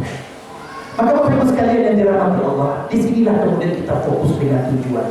Tujuan kita mendidik anak adalah agar mereka menjadi generasi rohani. Kadang-kadang kita diuji pada titik lemah kita. Kadang-kadang dalam mendidik anak-anak tersebut kita diuji pada titik lemah kita. Maka pada waktu itulah kita mawas. Yakinlah, apapun yang kita berikan dalam pendidikan anak-anak yang mungkin orang lain tidak bisa mengkalkulasikannya, yakinlah Allah Subhanahu wa Ta'ala Maha Penghitung yang paling luar biasa. Tidak akan pernah ada yang sia-sia di sisi Allah. Maka apa kata sang pemuda? Setelah selesai itu, apa lagi yang dilakukan oleh Rasulullah SAW? Diletakkanlah tangan beliau di atas dada sang pemuda sambil berdoa, Allahumma tahhir qalbahu wa hassin farjahu. Ya Allah, sucikanlah hatinya dan jadikanlah dia mampu menahan hawa nafsunya. Maka apa kata sang pemuda setelah itu? Demi Allah, ketika tadi aku masuk majlisnya Rasulullah SAW, tidak ada yang paling aku suka melainkan zina. Tapi ketika aku keluar dari majlisnya Rasulullah SAW, tidak ada yang paling aku benci melainkan zina. Alangkah indahnya kenangan anak-anak didik kita. Setelah selesai tamat, Ustazah, dulu anak pernah salah, tapi Ustazah betulkan dengan cara yang luar biasa, dan sejak itu anak berubah. Apakah ada kebahagiaan yang kita rasakan sebagai ustaz dan ustazah? Itu kebahagiaan yang Allah cepatkan di dunia, tapi kebahagiaan besar Allah simpan nanti di akhirat. Maka jangan pernah merasa rugi menjadi seorang guru. Jangan pernah merasa rugi untuk menjadi seorang pendidik. Lagi-lagi saya katakan bahwasanya kalau seandainya anak-anak tersebut tidak pandai menghitungnya dengan hitungan yang baik, segala jerih yang kita keluarkan, maka jerih tersebut tidak akan pernah ada yang sia-sia. Namun kalau seandainya kita tidak menikmati apa yang kita lakukan, khawatirnya dunia kita tidak dapatkan, akhirat apakah lagi. Maka disinilah kita katakan, ambillah akhiratnya, dengan sendirinya dunia pasti akan ikut. Tapi kalau seandainya dunia yang kita ambil, yakinlah akhirat tidak akan pernah ikut. Sebab Allah tidak mau dipersekutukan, bahkan hanya dalam masalah niat pun Allah tidak mau dipersekutukan. Maka fokuslah dengan tujuan kita. Ketika kita fokus dengan tujuan, maka pada saat itu kita akan merasakan kenikmatan. Ya, satu hal yang tadi kita katakan, cara merubah anak, ya, pada usia yang berbeda, mungkin secara teorinya kita sudah tahu, tapi coba kita praktekkan. Bapak Ibu sekalian yang dirahmati Allah, hadirin hadirat yang dirahmati Allah, kita akan berhadapan dengan anak-anak yang dinamis. Sebagaimana mereka berbuat kebaikan, kadang-kadang mereka berbuat salah. Jangankan mereka, jujur kita kepada diri kita sendiri. Kalau kita juga melakukan hal yang sama, kalau ada maksiat yang kita lakukan, apakah pernah kita melakukan maksiat? Pernah. Tapi Allah as-sattar, Allah Maha mengetahui, Allah Maha menutupi. Tidak semua kesalahan kita dinampakkan kepada orang lain. Kalau setiap salah itu punya titik di kening-kening kita, maka saya akan katakan semua kening kita pasti akan hitam. Sebab kenapa? Karena kesalahan itu terlalu banyak. Tapi Allah as-sattar, Allah Maha menutupi, sehingga tidak semua salah dan hilang kita akan nampak oleh orang lain. Maka disinilah kemudian yang diajarkan oleh Rasulullah SAW, pakailah kata-kata yang tetap berhadapan dengan anak. Ketika kita berhadapan dengan anak-anak didik kita, maka sebenarnya kita sedang mendidik diri kita juga bersikap dengan anak-anak kandung kita. Kalau kita mensikapi anak didik kita sama dengan anak kandung kita, yakinlah anak-anak kandung kita jauh akan lebih baik. Seringkali kemudian kita mengatakan bahwasanya, oh ini berkaitan dengan rumah, ini berkaitan dengan, saya katakan, sebab kenapa? Apa yang kita lakukan setiap harinya akan menjadi bekal-bekal dalam kita mendidik. Kalau seandainya dalam kehidupan yang lebih besar, kompleks yang kita hadapi dengan anak-anak yang lebih banyak, kita bisa sabar, saya akan katakan mereka juga akan lebih sabar berhadapan dengan anak-anak kandungnya. Tapi ketika kita menampakkan bahwasannya rasa marah lebih dahulu, maka mungkin saja di rumah jauh lebih marah daripada itu. Maka Bapak Ibu sekalian yang dirahmati Allah, doa yang dilantunkan oleh Rasulullah SAW setelah itu juga doa yang patut untuk kita tiru. Apa itu? Allahumma tahhir qalbahu wa hassin farjahu. Ya Allah, sucikanlah hatinya dan pandailah dia menjaga kehormatannya. Maka betul, 3 doa yang tidak ditolak itu tidak termasuk guru di dalamnya, hanya orang tua untuk anak-anaknya. Doa musafir, doa orang yang dizalimi, doa orang tua untuk anak-anaknya. Tapi mudah-mudahan doa-doa guru yang ketika kita doakan anak-anak kita di waktu yang dia tidak ketahui, sama dengan doa-doa an-zahril ghaib. Apa itu doa an-zahril ghaib? Kalau kita mendoakan saudara tanpa dia ketahui, maka malaikat akan mendoakan walaka mislu, dan bagimu yang seumpamanya.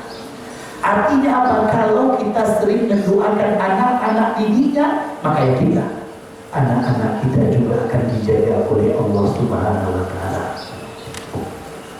Sebab kenapa? Siapapun, dan ini umum hadisnya, siapapun yang mendoakan saudaranya untuk kebaikan, maka jawaban mereka adalah walaka mithlu, dan bagimu yang seumpamanya.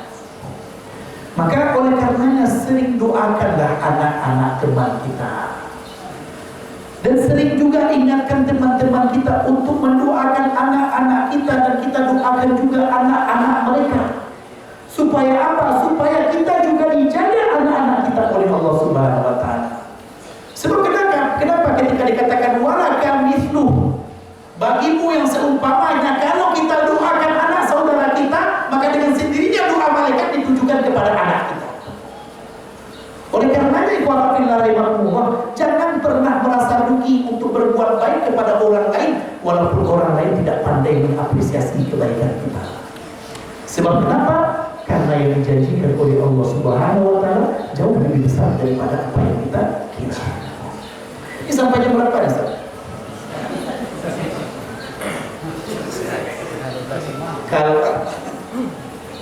Kalau seandainya terlalu panjang, bantu saja Bapak Ibu, saya berhenti. Jadi kalau nyuruh saya berhenti mudah ya. Baik, yang ketiga, meyakini apa yang dilakukan. Meyakini apa yang dilakukan. Suatu ketika Fudail bin Iyad mengirim surat kepada Imam Malik dan juga kepada Abdullah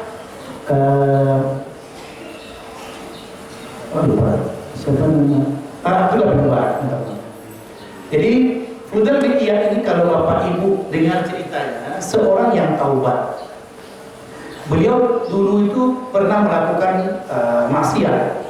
Lalu kemudian ketika beliau mendengar ayat yang dibacakan yang berkaitan dengan hati, lalu kemudian beliau taubat dan akhirnya beliau menjadi Abidul Haramain. Beliau dikenal dengan istilah hamba Allah yang beribadah hanya di Masjidil Haram dan Masjid Nabawi. Nah kalau ini mungkin Ustaz Akmal ini. Sebenarnya kalau nggak salah beliau akan berkumpul lagi.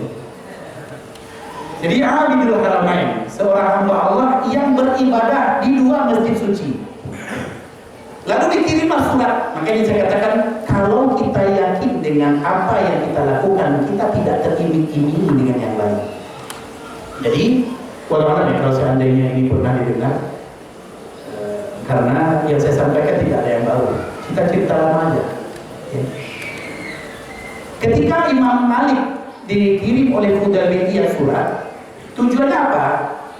Fudail bin Iyad mengirim surat, tujuannya adalah menyuruh Imam Malik meninggalkan majelis ilmunya lalu datang di Masjidil Haram, karena sholat di Masjidil Haram pahalanya 100.000 kali dibandingkan sholat di tempat lain. Tapi jangan sampai setelah umroh, pulang umroh nggak sholat juga, ya, karena sudah 100.000 kali sekali aja hari itu.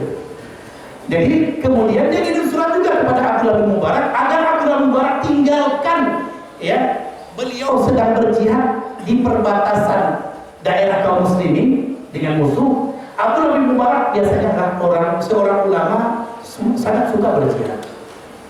Dua-duanya disuruh oleh Fudail bin Iyad, tinggalkanlah semua itu, datanglah ke Masjidil Haram, ibadah di sini karena pahalanya besar. Oleh Imam Malik dijawab dengan jawaban yang masih adem lah. Beliau mengatakan dalam surat yang ditulis kepada Abdullah bin Mubarak, kepada Fudail bin Iyad, Innallaha qassama al-a'mala kama qassama al-arzaq. Sesungguhnya Allah membagi-bagi amalan sebagaimana Allah membagi rezeki. Bagaimana rezeki kita? Ada yang lebih rezekinya, ada yang biasa, ada yang kurang dan seterusnya. Begitu juga amalan. Amalan itu bertingkat-tingkat. Ada orang yang diberikan kelebihan dalam sholatnya, tapi tidak dibukakan pintu puasanya. Ada orang yang mudah berpuasanya, tapi tidak mudah bersedekahnya. Ada orang yang mudah bersedekahnya, tapi tidak dimudahkan ke yang lain. Jadi kalau kita lihat kata-kata Imam Malik itu, kita akan mengetahui bahwasanya masing-masing kita punya kekuatan, masing-masing kita punya kelebihan dari amal-amal tersebut. Lalu kemudian apa kata Imam Malik? Dan aku tidak pernah menyangka, tidak pernah akan mengira bahwasanya apa yang aku lakukan kurang daripada apa yang kau lakukan. Jadi ibaratnya kata Imam Malik, amal yang aku lakukan sekarang mengajar manusia di Masjid Nabawi dengan kajian-kajian ilmunya nggak akan kurang pahalanya dengan engkau yang berada di sana kemudian beribadah di dua masjid yang suci, yaitu Masjidil Haram dan Masjid Nabawi. Ya, walaupun sebenarnya Imam Malik bukan di Masjid Nabawi. Itu jawaban Imam Malik. Artinya apa? Imam Malik sangat tahu, walaupun di luar sana ada profesi yang menjanjikan gaji yang lebih besar, pahala yang luar biasa, tapi Imam Malik sangat tahu kenapa beliau menyebarkan ilmu. Maka ini juga dengan kita yakini apa yang kita lakukan. Jawaban Abdullah bin Mubarak keras. Kalau bahasa kitanya pedih atau pedis ya, pedis. Jawaban Abdullah bin Mubarak keras dalam bentuk syair, beliau rangkai kata-katanya. Ya Abidal Haramaini law araftana la alimta annaka fil ibadati tal'ab. Wahai hamba yang beribadah di dua tempat suci, kalau engkau kenal kami, niscaya engkau akan mengatakan engkau bermain-main dalam ibadah.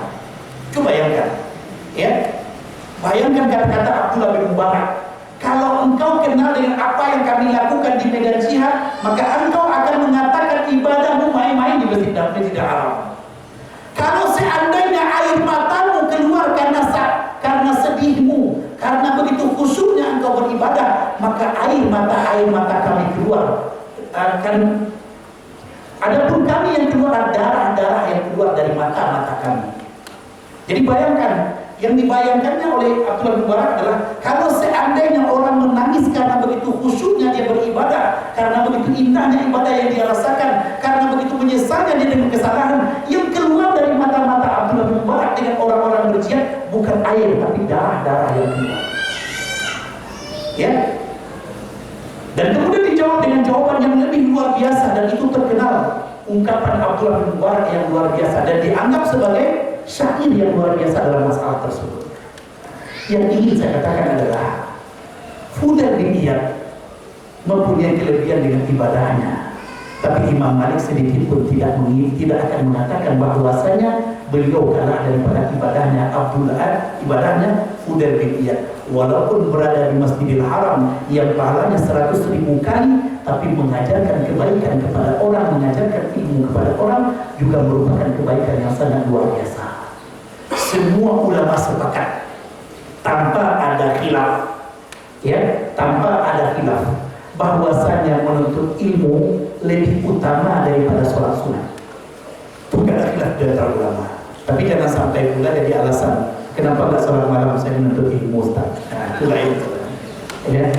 Tapi kalau seandainya pada waktu yang bersamaan, contohnya Imam Syafi'i. Imam Syafi'i rahimahullah itu pernah datang ke rumah muridnya Imam Ahmad. Ini luar biasanya para ulama kita, saling menziarahi satu sama lain. Yang susah itu ketika kita baru belajar ilmu, ulama-ulama besar sudah disalahkan. Itu susah. Ya, seakan-akan dia lebih hebat pula daripada Imam Syafi'i rahimahullah. Ya. Baru dia belajar, kita tahu bahwasanya dulu dia belajar bukan ilmu agama, lalu pindah dia kemudian belajar ilmu agama, mudah saja membid'ahkan semuanya. Padahal dahulu kalau saya ingin mengatakan, kalau kita menuntut ilmu ini sama dengan belajar ilmu bela diri. Ya, kalau bapak-bapak misalnya, kalau ikhwah belajar ilmu bela diri, kalau kita lihat ada orang yang belajar silat, kalau yang baru belajar silat, aku orang sama. Coba. Jadi kalau ada orang belajar, kemudian aku orang berarti baru belajar. Ya, sebab kenapa? Dia sudah merasa dia pandai, dia kuat, dia kan lawan orang semuanya. Ya, tapi kalau seandainya ilmunya sudah naik sedikit, maka dia akan mengatakan di atas, di bawah di atas kita masih ada lagi. Di atas lagi masih ada lagi berikutnya. Tapi kalau sudah dalam dia dalam mempelajari sesuatu, dia akan mengatakan ilmu itu tanpa ada tepinya. Begitu luasnya ilmu. Begitu juga ilmu agama. Kalau kita baru belajar ilmu agama, saya masih ingat dulu ketika MAPK belajar Kifayatul Akhyar, seakan-akan sudah imam besar. Oh ini salah, ini salah.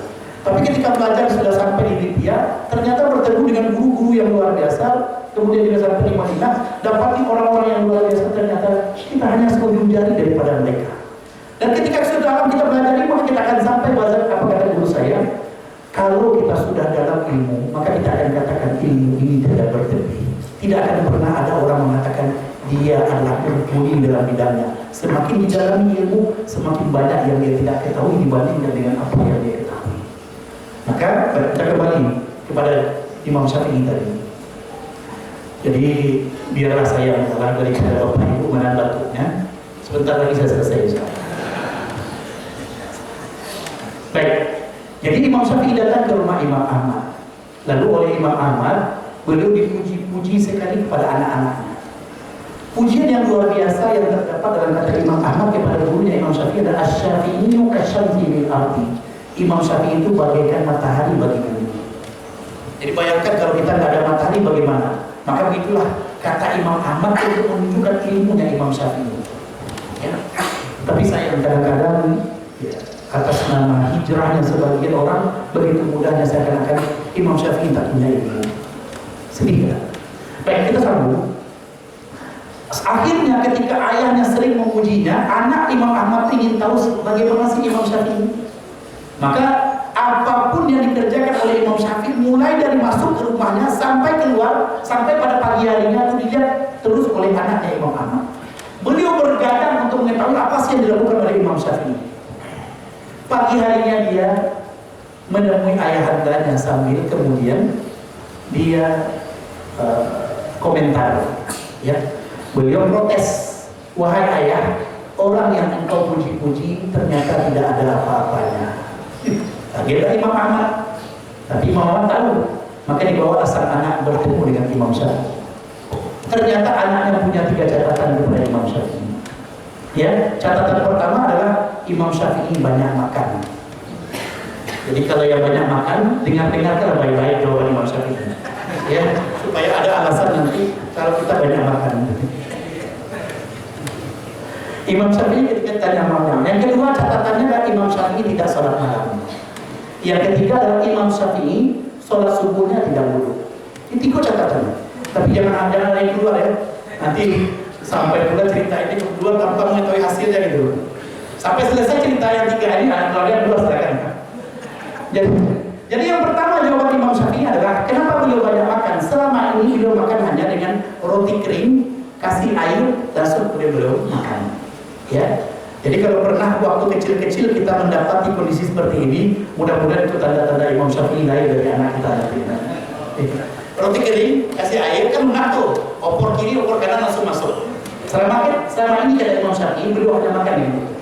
Dan aku tahu Imam Ahmad adalah seorang yang warak, maka aku makan untuk menguatkan tubuhku beribadah. Jadi sudah ada alasan bagi yang banyak makan sekarang. Aku ingin menguatkan tubuhku untuk beribadah. Jadi ketika Yusuf Qaradawi almarhum datang ke Jakarta, lalu ikhwah menyiapkan makanan untuk beliau, sampai ikan besar itu disiapkan satu untuk beliau habis. Lalu beliau mengatakan hal bin mazid, apakah masih ada tambahannya? Apa kata ikhwah yang mengandil tadi? Ustaz, begitu banyak, Syekh, begitu banyak engkau makan. Apa kata Yusuf Qaradawi? Jangan lihat pemasukannya, lihat juga pengeluarannya. Kata beliau, jangan lihat saya makannya, tapi lihat juga buku-buku saya banyak tulis, ya. Jangan lihat pemasukannya, lihat juga pengeluarannya itu. Banyak buku yang ditulis. Jadi ada alasan kedua, jangan lihat makannya, lihat juga pengeluaran. Baik, yang kedua, apa kata Imam Syafi'i? Tadi saya berikan contoh tentang ini. Beliau tidak sholat malam karena memikirkan satu hadis pendek, ya. Hadis adiknya Anas bin Malik ketika adiknya yang masih kecil bermain-main dengan burung, lalu kemudian terbang burungnya. Lalu kemudian Rasul menegurnya, ya Aba Umair, madza fa'ala Nughair? Ya Aba Umair, madza fa'ala Nughair? Ayat 6 kata. Oleh Imam Syafi'i dipikirkanlah semalaman tentang hadis ini, lalu beliau mengistimbatkan lebih 40 masalah dari satu hadis ini. Dan ini cara para ulama dalam mengambil istidlal. Dipikirkannya lalu kemana diberikan poin-poin ini, dan akhirnya keluarlah istidlal beliau. Jadi ini maksudnya saya katakan tadi, semua ulama sepakat menuntut ilmu lebih tinggi pahalanya daripada sholat sunnah. Tapi seperti Imam Syafi'i, ya, jangan sampai tidurnya banyak kemudian ketika bangun saya kemudian mengamalkan hadis ini. Yang ketiga, saya pengen tahu jawabannya. Kenapa Imam Syafi'i tidak wudhu ketika sholat subuh? Enggak batal wudhu beliau. Enggak batal wudhu beliau, maka wudhunya tetap. Jadi kalau dari Rasulullah, ini poin yang ketiga. Ya. Masih ada poin lagi 7 tapi sampai 4 saja. Supaya nanti ketika diundang lagi masih ada ceramah saya tentang yang lain. Kalau ambil ilmu sekali bagian, tidak ada ilmu lain juga. Bisa ya? Baik, yang keempat, ikhwah dari Rasulullah. Jadi kembali kita kepada Imam Malik tadi, kalau kita tahu kenapa kita berada di sini, kenapa kita lebih memilih pendidikan bagi kita dibandingkan dengan yang lain, maka kita tidak akan pernah lupa dengan tujuan kita. Ikhwah rahimahumullah, didiklah anak-anak kita menjadi anak-anak yang terbaik. Hiasilah mereka dengan kebaikan-kebaikan. Ketika kita punya kebaikan, yakinlah kebaikan itu akan sampai kepada anak. Tapi ketika kita tidak punya kebaikan, maka yang dikatakan biasanya adalah faqidu syai'i la yu'ti. Orang yang tidak punya tidak akan pernah bisa memberi. Maka kalau kita punya sesuatu yang akan kita berikan, kita transfer kepada anak-anak, yakinlah kalau itu kita miliki, dia akan sampai kepada anak-anak tersebut. Maka Bapak Ibu sekalian yang dirahmati Allah, tetaplah yakini apa yang kita lakukan, karena sesungguhnya balasan bagi setiap amal itu ditetapkan oleh Allah Subhanahu wa taala. Yang terakhir, ya, kuatnya keterlibatan hati dengan surga. 2 orang bertengkar, ya, insya Allah 7 menit lagi. Karena kata saya jam 11.30 selesai. Ya. Jadi Alhamdulillah, ya, karena di sini jamnya bagus, ya, jamnya hidup, ya, bisa insya Allah 7 menit lagi insya Allah. Jangan khawatir. Tapi kalau seandainya lebih cepat daripada itu, saya tunggu batuknya. Baik, yang keempat, kuatnya keterlibatan hati dengan surga. Ini untuk semua amal ya, bukan hanya dengan konteks guru. Dua orang pemuda bertekad di hadapan Nabi Muhammad SAW, bertekad tentang satu pohon kurma. Masing-masing mengklaim itu pohon kurmanya. Lalu mereka kemudian bertengkar. Lalu apa kata Rasulullah yang melihat pertengkaran antara dua orang pemuda ini? Maka Rasulullah mengatakan, siapapun yang mau mengalah, maka aku janjikan untuknya pohon kurma di surga. Jadi kalau dijanjikan oleh Rasulullah SAW pohon kurma di surga, yakinlah orang tersebut masuk surga. Sebab nggak mungkin dia punya pohon kurma kalau dia masuk surga gitu. Jadi bahasa sederhana seperti itu, walaupun bahasa sederhana adalah siapapun yang mengalah, dia akan janjikan satu pohon di surga. Ternyata dua orang pemuda ini nggak mau mengalah, tetap dia ingin pohon kurma tersebut. Lalu Abu Dahdah yang berada bersama Rasulullah mengatakan, ya Rasulullah, apakah itu berlaku untuk kami? Maka kata Rasulullah, iya. Maka apa kata Abu Dahdah? Aku mempunyai sebuah kebun yang di sana banyak pohon kurma. Ambillah olehmu kebun tersebut, dan aku ingin mengambil apa yang dijanjikan oleh Rasulullah Sallallahu Alaihi Wasallam. Mungkin ini satu yang luar biasa yang kita rasakan. Untuk zaman sekarang berlaku ke Ustaz, kapan sampai kapan pun dia berlaku. Oleh karenanya bagi orang-orang yang yakin dengan balasan Allah, sedikit saja sampai kepadanya tentang keutamaan sesuatu, itu dapat menggerakkannya. Tapi bagi orang-orang yang tidak yakin dengan apa yang Rasulullah SAW janjikan dan Allah janjikan, seberapa banyak pun yang diberikan tidak akan pernah bisa menggerakkannya. Sebab kenapa? Ini berkaitan dengan keyakinan kita. Kalau seandainya bagi orang yang mendengar tentang keutamaan bersedekah, keutamaan sholat malam, keutamaan kemudian sholat duha, maka dia akan menjadikan itu sebagai penggerak. Kenapa? Karena dia yakin dengan apa yang dijanjikan oleh Rasulullah SAW. Abu Dahdah sangat yakin. Ketika Rasul janjikan sebuah pohon kurma di surga, maka yang dia berikan bukan hanya sebuah pohon, tapi sebuah kebun. Maka perbaikilah cara kita berinteraksi dengan Rasulullah SAW. Perbaikilah komitmen kita dalam cara menghadapi janji-janji yang diberikan oleh Allah Ta'ala dan Rasulnya. Kalau kita yakin dengan balasan tersebut, yakinlah Allah tidak akan pernah menyiapkan kita. Kita seringkali mengungkapkan intan surullah ya Rasulullah. Jika engkau menolong agama Allah, maka Allah akan menolongmu. Kita akan bertanya kapan kita akan ditolong oleh Allah. Kalau pertanyaannya kapan akan ditolong oleh Allah, maka kita akan jarang mendapatkan apa yang kita inginkan. Tapi kalau kita lakukan yang pertama, kita lakukan menjaga agama Allah, yakinlah tanpa diminta, maka kita akan nampak apa-apa yang Allah tolong untuk kita. Yakinlah. Masalahnya bedanya kita dengan para sahabat adalah meyakini apa yang dijanjikan oleh Allah dan Rasul. Ketika kita yakini apa yang dijanjikan oleh Allah dan Rasulnya, maka kita tidak akan pernah mau berhitung kira dengan apa yang kita dapatkan dalam konteks Ibadah maka kita akan dapati ya hal yang luar biasa. Dan satu sebagai penutup, ya tidak ada kaitan dengan empat tadi. Ini beranjak daripada bedah buku yang saya diminta untuk bedah buku Mulhimul Alam, ya Nabi Muhammad SAW inspirator dunia.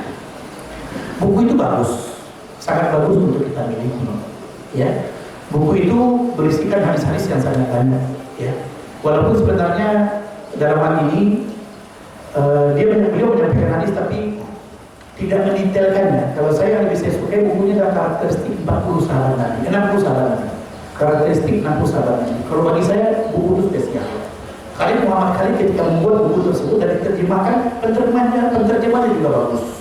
Ya, yang ingin saya katakan adalah Nabi Muhammad SAW itu kata-kata beliau itu menjadi inspirasi bagi sahabat. Contoh sederhana, beliau mengatakan, ya waktu yang terbatas, minta maaf agak singkat di akhir ini. Beliau mengatakan kata-kata sederhana tentang Abu Bakar di hadapan para sahabat.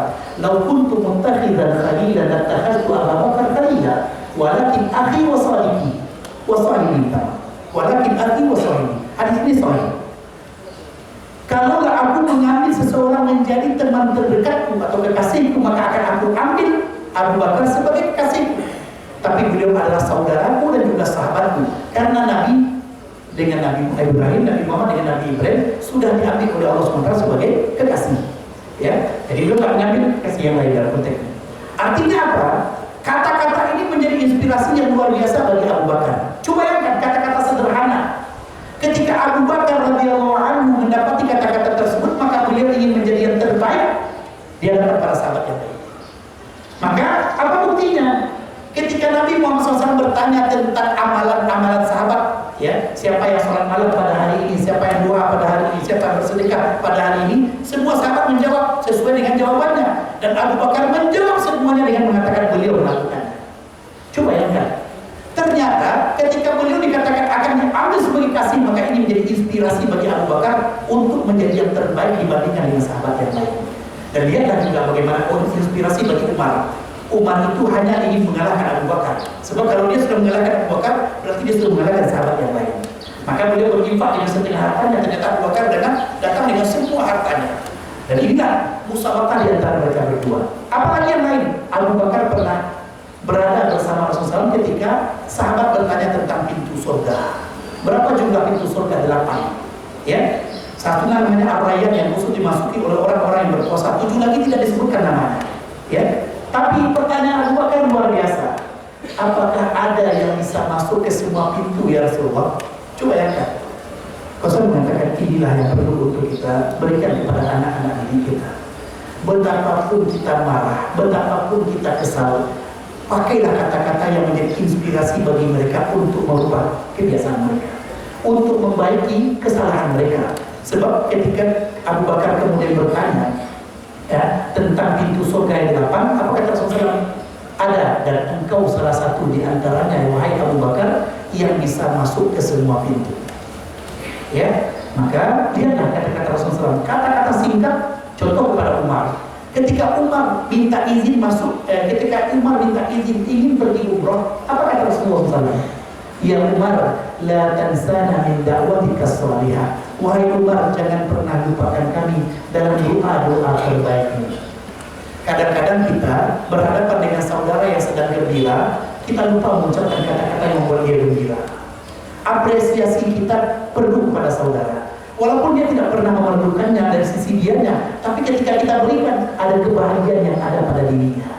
Maka ikhwan fillah rahimakumullah, biasakanlah ini. Apa kata Umar? Kata-kata Nabi lebih aku sukai daripada umroh itu. Umroh, sebab kenapa? Nabi itu makbul doanya, tapi masih minta doa kepada Umar bin Khattab radhiyallahu anhu. Coba bayangkan, Nabi itu pandai memilih kata-kata. Walaupun Abdullah bin Amr bin As salah, ya, ketika beliau meninggalkan salat malam, tapi apa kata Rasulullah memperbaiki Abdullah bin Amr bin As? Ni'mal abdu Abdullah, sebaik-baik hamba adalah Abdullah bin Amr bin As kalau dia menjaga sholat malamnya. Jadi, inilah cara kita memperbaiki diri kita. Saya bukan mengatakan saya lebih baik daripada ikhwan semua, tidak. Ini hanya bagian dari cara kita untuk saling berbagi dan saling memotivasi bahwasanya jangan sampai kita tidak ingin maju ke depannya. Jangan sampai kita tidak ingin meningkatkan kualitas diri kita dari waktu ke waktu. Kalau kita merasa sudah cukup, maka pintu untuk memperbaiki ini sudah tertutup. Tapi kalau seandainya kita merasa masih banyak yang perlu kita tingkatkan, maka pintu peningkatan diri kita pasti akan selalu terbuka, dan kita akan dapati dari waktu ke waktu banyak hal-hal luar biasa yang bisa kita lakukan. Baik, alhamdulillah, dari perwira Ustaz Yul betul lalu banyak Ustaz ini dia lalu berhenti sampai di situ. Bapak Ibu sekalian dirahmati Allah, mudah-mudahan ada manfaatnya bagi kita bersama. Aku qawli hadza wa astaghfirullahi wa lakum wa lisa'iril muslimin. Assalamualaikum warahmatullahi wabarakatuh.